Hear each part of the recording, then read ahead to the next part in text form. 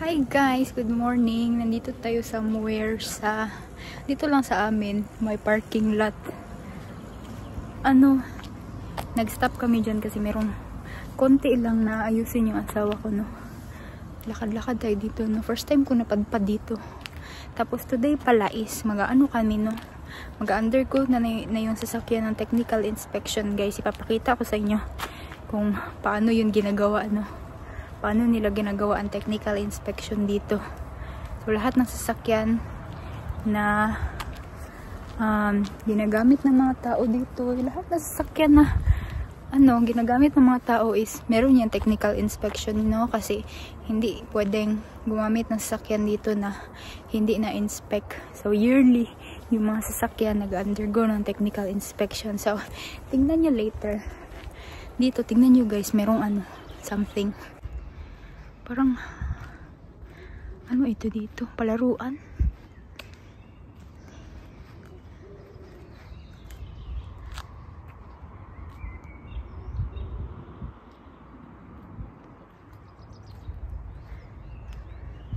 Sobrang peaceful. Walang kaingay-ingay. Ibon lang yung maingay. Tapos ang daming hairs. Ayun, meron. Yung parang malaki na version na ang rabbit. Yan. Cute. Ano pala dito? Ito lang ba? Balik na tayo.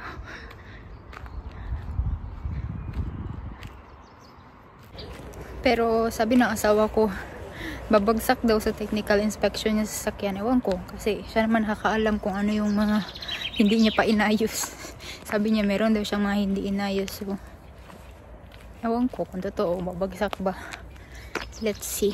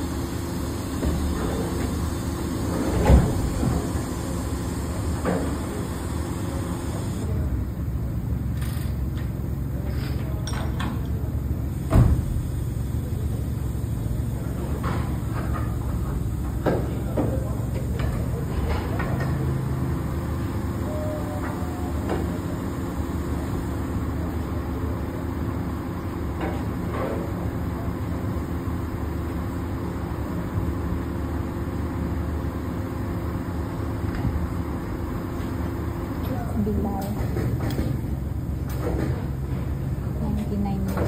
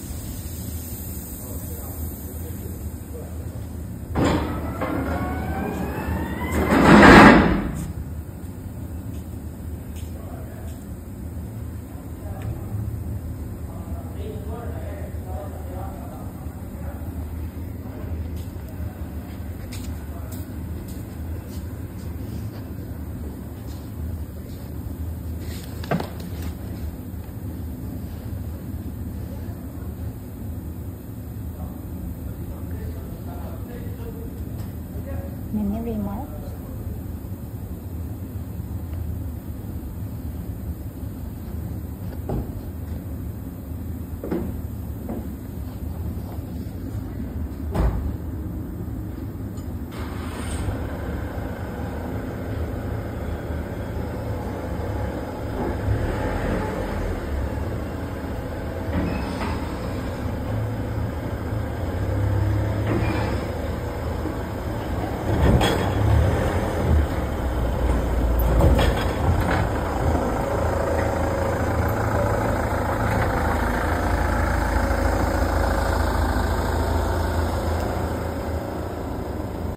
So yun na guys, tapos na yung inspection na bumagsak ang sasakyan. Pero konti lang remarks no, na kinabahan pa nga ng konti yung asawa ko no, kasi hindi si Dungkang nag-inspection, hindi yung Vietnamese guy ba, yung bagong Finnish guy. Kinabahan yung asawa ko, baka ano ba, masyadong maraming kukut-kutin. Nakita nyo naman doon sa pag-ano niya ng tawag nito, pag chine-check nila yung ilalim ba, di ba mayroon silang metal na gamit, tapos kakatukin nila yung sasakyan. Buti na lang is magaan din yung kamay niya no, hindi kasi nung nakaraan is merong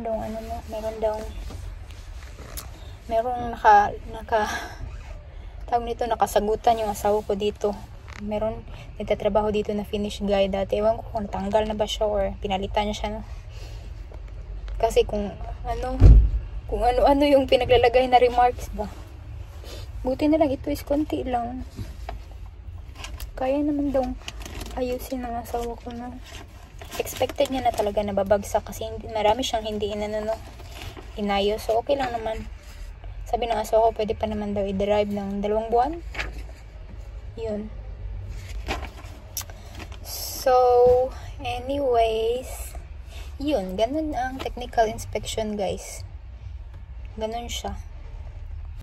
Kinabahan yung asawa ko kanina sa technical inspection no, kasi hindi si Dunk yung nag-inspect, yung Vietnamese guy doon ba is kakilala na asawa ko, matagal na, hindi naman close na magkakilala, kakilala lang ba dahil matagal na yung asawa ko nagpapa technical inspection doon sa kanya. Kasi nung nakaraang pagpa-inspect namin ng isang sasakyan ba yun, ewan ko, nakalimutan ko anong sasakyan yun, basta, pero hindi yun yung guy ha, ibang Finnish guy ba, ewan ko kung natanggal ba siya or pinalitan na siya, kasi yun nakasagutan talaga ng asawa ko no, kasi ang dami niyang nilagay na remarks ba, tapos ang bigat ng kamay niya guys, na alam niyo ang bigat ng kamay niya guys ba, compare doon sa isang guy ngayon na nag-inspect ba, na parang pinupukpok lang ng konti ba, kung makita kung merong bang mga rastras or kung merong butas. Yung nakaraan kasi talagang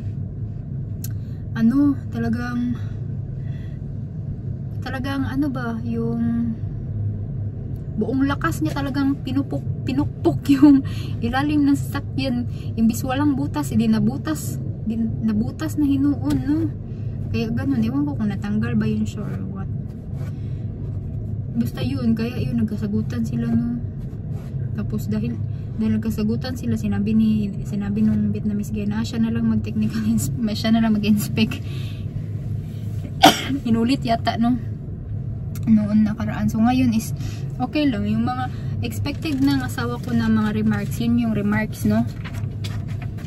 Yun yung mga remarks, madali lang man daw palitan. Meron na nga siyang ano dito, part, kulang ng isang part lang, ito sa isang side lang ba. Sabi nung nag-inspect na kailangan 2 side daw ang palitan, so mag-order naman siya ng ganito no. Tapos ano pa yun, sa registration light daw dito sa parking brake, kalimutan ko ng tawag. Basta kailangan ng tuning daw. Yun lang naman, ganun lang. So ganyan guys. So yun guys, kailangan ng technical inspection no, kasi kung visually titingnan mo yung sasakyan, hindi mo talaga malalaman ang problema no. Kaya mayroong inspection, ganyan ba, yung internal na problema ng sasakyan, doon malalaman sa inspection. So magkano yun siya no, 52 euro yun siya guys. 52 euro siya, no, for the inspection lang. Tapos yung emission test is ginawa naman ng asawa ko sa ibang diba ginawa na yun ng asawa ko before siya nagpa technical inspection. 30 euro yun siya, another 30 euro. Tapos since bumagsak sa technical inspection sa sasakyan, nakasulat dito na pag naayos niya na yung lahat na remarks, tapos babalik siya after before mag 1 month, no, dapat bumalik na siya para 29 euro lang yung babayaran niya. Pero pag lumampas na siya doon, so magbabayad ulit siya ng 52 euro, ganun yun siya, guys. So ganun dito, guys, no, magastos magsasakyan, no. I mean, oo, yung presyo ng sasakyan is mura, pero ang pag-maintain ng sasakyan is mahal. Dito sa Finland, guys, sobrang mahal magpaayos ng sasakyan. Plus hindi lang yan, hindi lang yan yung babayaran mo, technical inspection, ganito, insurance,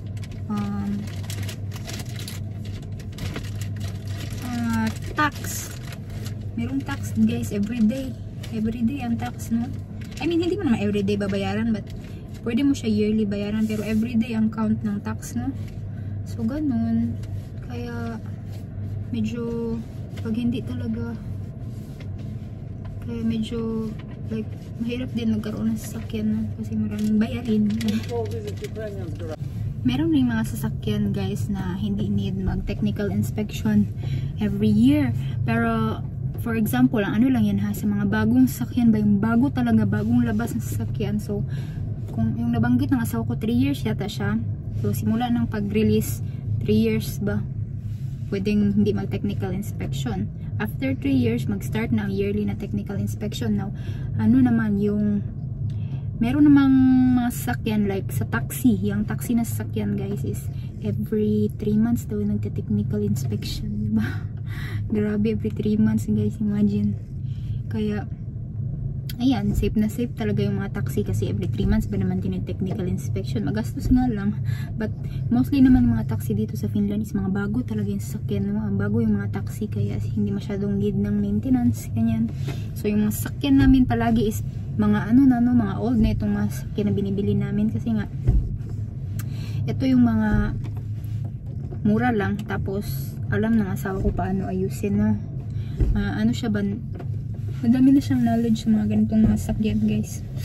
Tapos ano rin, yung mga sasakyan kasi ngayon, guys, nowadays yung mga bagong sasakyan is made to last until warranty lang yan, guys. Yung mga dating sasakyan, mga ganito 20 years old na sasakyan, imagine 20 years old, umaandar pa. Pero yung mga bagong mga sasakyan ngayon made of plastic na, ganyan. Plastic yung sa loob ba, sa may engine na part, ganyan. Ayaw ng asawa ko ng mga ganyan. Ayaw nila, no, mga mekaniko, ayaw nila ng mga bagong sasakyan, guys, kasi yun nga, hindi nagtatagal ba ang lifespan. So yun, guys, mahirap magkasasakyan, no, kung wala kang alam sa sasakyan, kasi pwede kang ma-scam. For example, yung mga sira-sira, like marami pa namang scammer ng mga mekaniko, diba? Yun yung pinakamabilis na way para sa kanila na maka-earn ng money. So unless ka talaga, yung meron kang alam sa sasakyan, alam mo kung ano yung sira ng sasakyan and paano siya ayusin. Lalo na yung mga babae, tayo, guys, na prone tayo sa mga ganyan ba, kasi walang knowledge sa mga walang knowledge sa sasakyan ba, yun yan, madami na i-scam, mahuhubos talaga yung pera mo, guys. Lalo na dito sa Finland, sobrang mahal ang paayos ng sasakyan. Buti kami is meron kaming pwede namin madala sa ibang bansa, pwede namin madala sa Russia ang sasakyan. Yan, dinala namin sa Latvia. Doon, mas mura magpaayos. Ganyan. Kung dito mo kasi papaayos, guys, talaga iiyak ang bulsa mo. Iiyak ang bulsa mo kasi mahal ang service dito, guys. Binabayaran mo ang mga oras ng per hour ng mekaniko, plus mga parts pa, mahal ng parts dito. Yung asawa ko hindi bumibili ng parts dito sa Finland, sa Estonia siya bumibili, no, in-order niya yan online. Tapos yan, lagi naman kami nagbibiyahe, so yun, mahal dito, guys. Sobrang mahal. Mostly kasi need talaga ng sasakyan dito kasi mostly na mga trabaho is need na meron kang sasakyan, no? Ganyan. Buti, maswerte ka kung yung company mo is merong, bibigyan ka ng company car ba, ganyan. No need ka na mag-maintain ng sarili mong sasakyan, ganyan. Kasi guys, mas mura, mas mura ba? The same lang naman siguro. Kung mag-ano ka, magpa-public transpo ka, like pag meron kang trabaho, mag-public transpo ka or magsasakyan kasi naman siguro mas maganda lang merong sasakyan kasi for example, malaki ang family mo, ganyan, lahat kayo pwede sumakay. Pero pag mag-public transpo, isa-isa kayo ng pamasahe, ganyan. Comment daw kayo dyan sa Pilipinas. Sino yung mayroong mga sasakyan sa Pilipinas? Meron bang technical inspection sa Pilipinas? Kasi hindi ko alam guys. Wala kami sasakyan, no? Hindi ko alam kung anong emission test. Alam ko merong emission test. Pero yung technical inspection, meron bang ganun sa atin? You know. Kasi merong mga sasakyan na kinakalawang na. So maybe walang technical inspection, no? Dito is, okay lang merong kalawang basta walang butas guys. Kasi hindi siya butas. Chine-check talaga nila, no? Comment daw kayo dyan sa Pilipinas. Sinong merong idea? Kaya pala, nafa-flat siya palagi, guys. Merong natuhog siya, natusok siya, guys. Aayusin ang asawa ko na. Okay?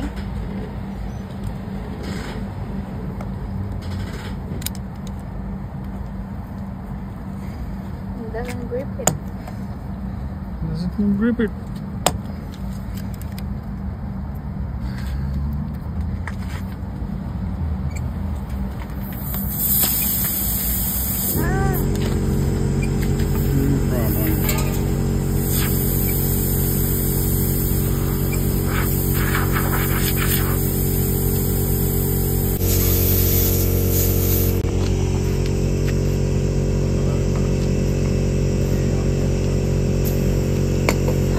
What is that? What was that? Just to clean the hole.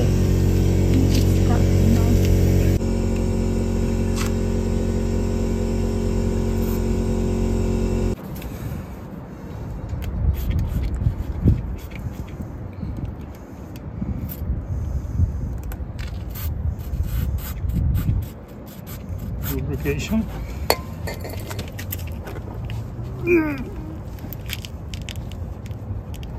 Now it's there.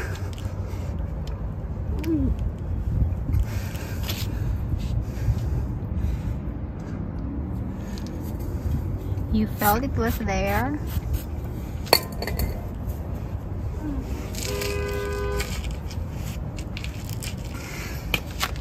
Need some pressure.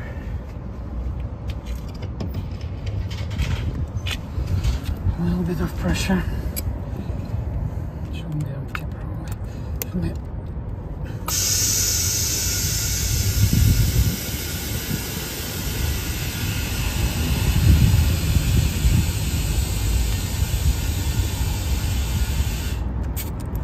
Let's try it out.